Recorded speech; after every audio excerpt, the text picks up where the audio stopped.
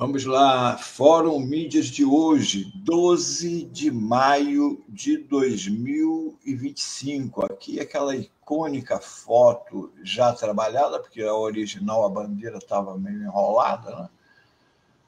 Do dia 9 de maio de 1945, quando finalmente a Alemanha nazista capitulou diante das tropas da União Soviética que tomaram Berlim. Na sexta passada, dia 9, uma grande comemoração lá em Moscou, onde estava o nosso presidente Lula, que o que irritou aqui a nossa mídia, que desceu o cacete na ida do presidente Lula. Lá estava o presidente assistindo ao desfile das tropas em comemoração ao 9 de maio, liberação do mundo do nazismo. Só para lembrar, a União Soviética é de longe o país que mais contribuiu na luta contra o nazismo. As forças soviéticas destruíram ou neutralizaram 607 divisões do eixo entre 1941 e 1945. Para efeitos de comparação, Estados Unidos e Reino Unido juntos enfrentaram 176.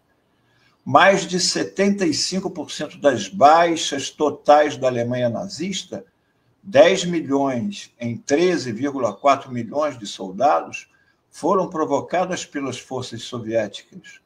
A União Soviética também mobilizou 2,6 vezes mais combatentes no conflito do que as outras 25 nações aliadas somadas. A União Soviética também foi o país que mais sofreu baixas e perdas humanas durante a Segunda Guerra Mundial.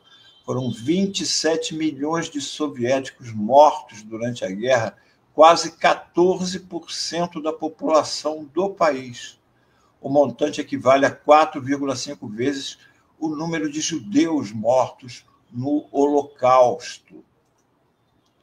Não podemos esquecer também que, com a derrocada do nazismo, com aquela comemoração do Dia da Vitória, também uma coisa que até o presidente Putin lembrou, da participação do Brasil com a Força Expedicionária Brasileira, que enviou em torno de 25 mil soldados para enfrentar o eixo, né? Os italianos, o fascismo e o nazismo. Segundo dados do Exército, 443 combatentes brasileiros morreram e 2.722 ficaram feridos. Então, aquilo também estava sendo comemorado ali. Aquela comemoração era uma comemoração da vitória contra o nazismo e o fascismo. Já a Folha fez um editorial dizendo que deferência de Lula a Putin constrange o Brasil, como se a ida do Lula fosse para fazer uma homenagem ao Putin e não a derrocada do nazismo. Aí diz, não há pragmatismo, só erro diplomático na viagem para convescote de autocratas em apoio ao país que invadiu a Ucrânia. O país que invadiu a Ucrânia é o país que derrotou o nazismo em 1945. Para isso estava ali o presidente Lula, para comemorar isso. Não é? A Folha, não satisfeita com isso, ontem destacou na sua home, no seu site, eles sempre botam em destaque um comentário de um leitor, no caso, Sua Excelência a Leitora. O encontro de Lula com Putin não só constrange, que é o que a Folha disse em editorial, envergonha, rebaixa, agride o Brasil. Cristina Reggiani, de São Paulo, sobre o presidente brasileiro ter ido a festejo na Rússia, país em guerra com a Ucrânia. Mas isso foi um pensamento de uma comentarista. Eu fui conferir os comentários ao editorial da Folha e a imensa maioria dos comentários é contrário ao editorial da Folha.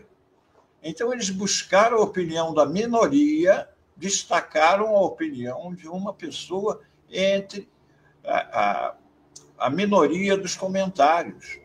Eu destaquei alguns dos comentários aqui, foram quase 500 comentários, eu destaquei poucos aqui, mas que resumiam grande parte deles. Né?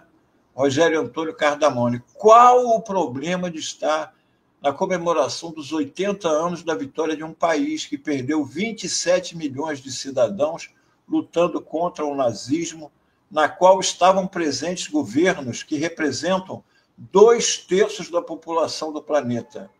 Ridículo é não fazer nada contra um Estado que assassinou 50 mil mulheres e crianças e faz com que 2 milhões de pessoas vivam entre escombros. Naturalmente, aqui ele está se referindo a Israel em Gaza, cobertura que a Folha escamoteia barbaramente, não só a Folha, como a nossa mídia em geral.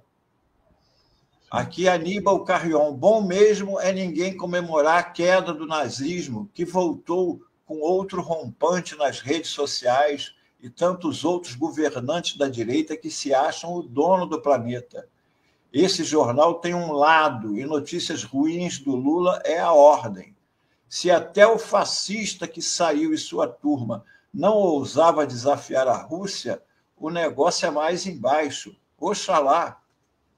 Ricardo Bento Terres, a falha de São Paulo promove o golpismo e apoiou a ditadura militar.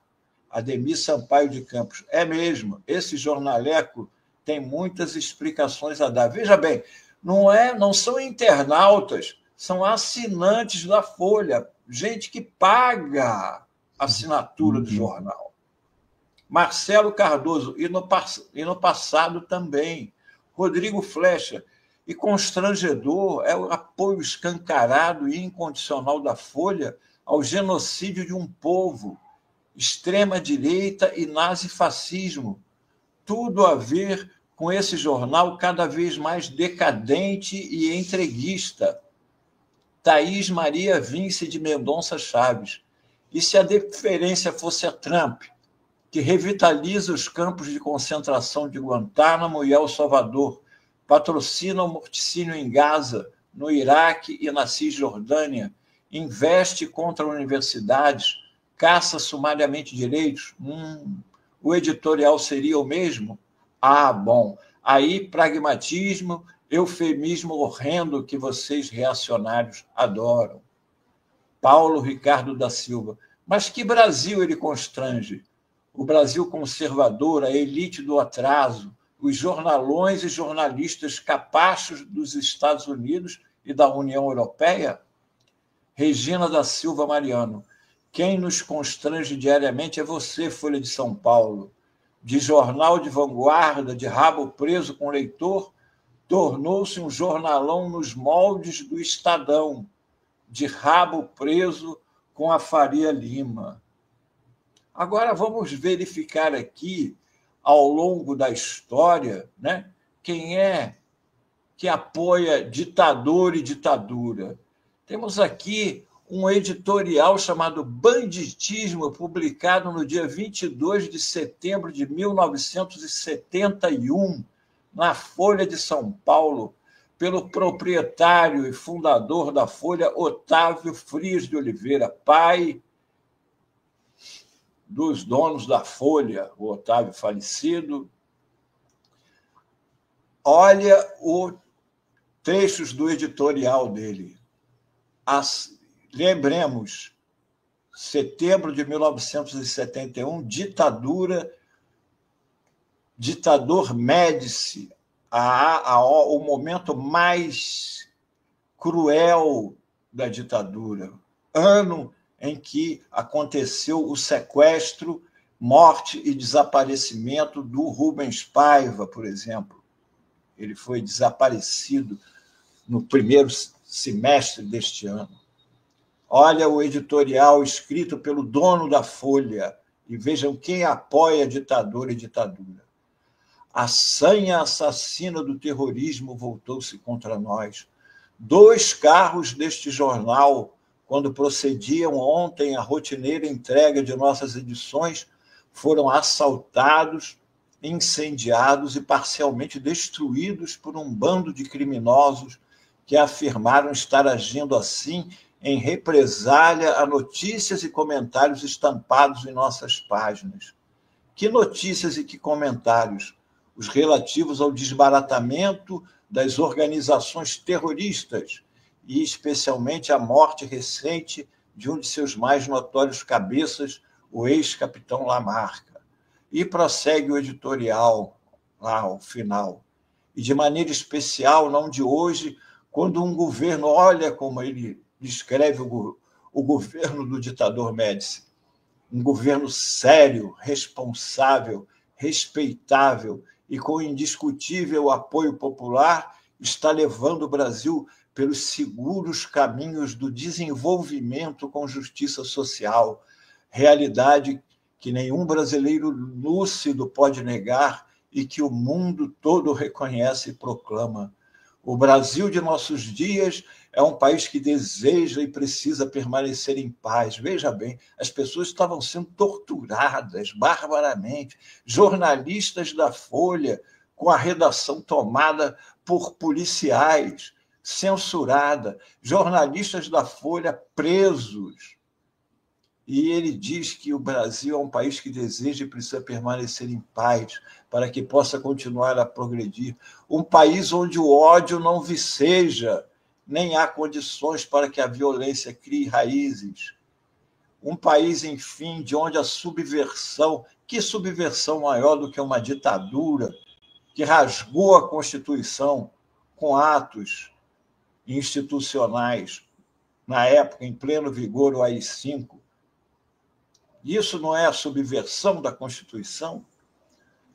Um país, enfim, de onde a subversão, que se alimenta do ódio e cultiva a violência, está sendo definitivamente erradicada. Exatamente, estavam erradicando a oposição, com o decidido apoio do povo e da imprensa. Veja bem, não é? O povo estava apoiando a erradicação a imprensa, talvez, que reflete os sentimentos desses. Esta mesma imprensa que os remanescentes do terror querem golpear. Porque, na verdade, procurando atingir-nos, a subversão visa atingir não apenas este jornal, mas toda a imprensa deste país que a desmascara e denuncia seus crimes. A Folha de São Paulo, que publicou mais adiante que no Brasil não existiu ditadura, mas sim uma ditabranda.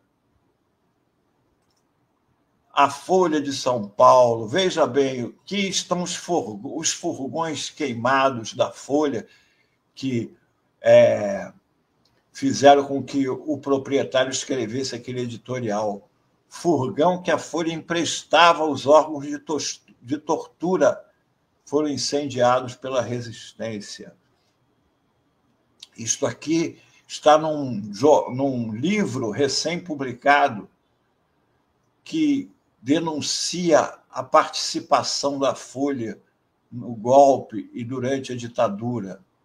Que tipo de evidências do apoio do Grupo Folha ao regime militar vocês identificaram? Um eixo importante era como os veículos da Folha eram utilizados pela ditadura e com quais fins. No final dos anos 60 e início dos anos 70, que foi o auge da repressão, o regime estava matando muita gente. O regime que o editorial do Frias dizia que era o regime de paz. Estava matando muita gente. E, naquele momento, os carros da Folha, eu falo isso sem medo de errar, foram cruciais para que muitas pessoas fossem monitoradas, sequestradas, assassinadas e desaparecidas. Os carros da Folha. A gente conseguiu mapear várias ações em que os carros da Folha estavam presentes. Uma é muito conhecida, mas ainda não estava muito bem elucidada, a emboscada da Rua João Moura. Nesse episódio, olha a cumplicidade da Folha com a ditadura, até que ponto foi. Os militares já sabiam que os militantes da ALN, Aliança Libertadora Nacional, estavam fazendo expropriação de armamentos. Criaram uma emboscada com alguns agentes deixando as armas de maneira pouco cuidadosa. Militantes da ALN passaram e viram lá as armas. Mas era tudo armado. Um pouco adiante, tinha um caminhão de entrega de jornais da Folha. Na parte traseira havia agentes. Quando os militantes da ALN tentaram pegar os armamentos, os agentes saíram da caçamba e mataram 3 militantes. Mas houve uma sobrevivente, Ana Maria Natinovic, que relatou o que aconteceu. Esse é um caso bem emblemático, porque a gente pôde associar o uso do veículo da Folha à morte de 3 militantes da ALN. Aqui, o livro onde vocês podem ver quem é que apoia ditador e ditadura. O livro se chama A Serviço da Repressão, Grupo Folha e Violações de Direitos na Ditadura, da editora Mórula. O livro está à venda e aí vocês podem ver quem é, que não é o presidente Lula que apoia ditador. Quem apoiou o ditador foi a Folha de São Paulo.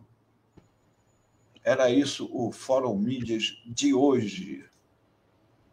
Muito bom, Melo. Muito bom. Sempre uma aula o Fórum Mídias com o Antônio Melo, que o pessoal gosta bastante, comenta bastante aqui no nosso chat. Inclusive, deixa eu aproveitar para agradecer a Ana, que logo após eu pedir superchat, super sticker, ela nos atendeu e já fez um super sticker aqui. Muito obrigado pela contribuição, Ana. E quem quiser contribuir também, faça o seu super sticker, seu superchat. A gente agradece muito. Caso não possa contribuir financeiramente, nos dê a sua audiência, permaneça na live, deixa o like, para a gente já ajuda bastante, né, Zenho? Está sem microfone, Zenho. Fechado. Aproveitando a presença do Melo, para falar de outro editorial. Contra a Rússia, nossa, eles todos pró-Zelensky. Agora, ontem o Globo publicou este editorial. Corrigir o salário mínimo acima da inflação é armadilha, como explica o economista Armínio Fraga, porque causaria inflação, puniriam mais. Aí o Humberto Costa lembra, lá atrás também, considerado, a manchete do Globo, considerado desastroso para o país, 13º mês de salário. Ô, Melo, eles são muito previsíveis. O Globo, a Folha, e eles ficaram furiosos. Foi porque, além de um grande número de chefes de Estado terem estado em Moscou, aconteceu essa... Chinese President Xi Jinping has attended... Esta cena deixou furiosos. São tropas chinesas desfilando em Moscou. E não só foram da China, do Vietnã, um total de 13 países tiveram tropas desfilando, e eles ficam furiosos, porque, afinal, Melo, a Rússia está sob bloqueio planetário, não pode comemorar a morte do nazismo, né? Mas ainda bem que os internautas da Folha disseram, repudiaram, eles ficaram loucos, porque o Lula estava lá com o Xi Jinping, tropas do Vietnã desfilando. Gente, 80 anos da destruição do nazismo. E poderia ter tropas brasileiras também, porque nós participamos, inclusive na reunião do Putin com o Lula, o Putin citou isso, da importante participação do Brasil, que enviou 25 mil homens para a guerra, para o combate ao nazismo. O Putin reconheceu já que O Lula, só dele ter ido, você imagina se o Lula tivesse mandado o nosso exército mandar tropas para desfilar junto com a tropa russa, o que queria acontecer aqui? Morria metade deles do coração lá, não ia ter Viagra para resistir depois. A Jovizinha, parabéns, Melo, você é um excelente professor, grande.